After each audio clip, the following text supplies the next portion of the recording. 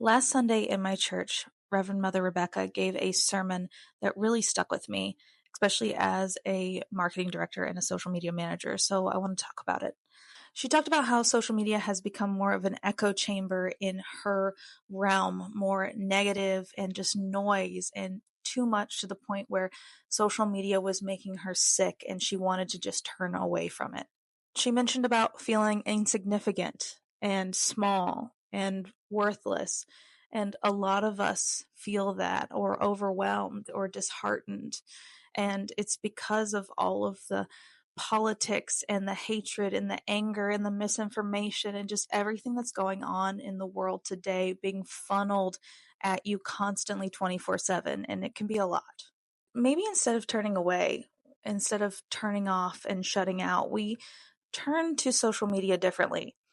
Now, I'm no expert on scripture, believe me in the slightest. I'm still very much a baby in my faith walk, but something in our church we've discussed is being the light and the salt in the world we want to see around us. So, how do we do that in the digital realm? How do you do that as a brand, as a business, as an influencer? How do you shine a light on the positive things going on in the world? It's honestly way easier than you think. You can share stories of kindness, you can share stories of things that you've done or people that have impacted you that maybe have done business with you, just those little things that make you smile throughout the day, just share those online.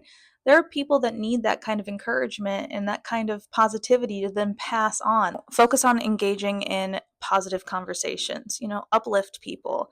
I always talk about engagement being a big thing and making sure you reply to your comments or comment on people's posts and make sure that you're interacting with people in your community or people that you want to be seen by. But it's not just all about sharing heart emojis or high fives or fire emojis. It's also about actually having true, real conversations. And lastly, promote what you believe in.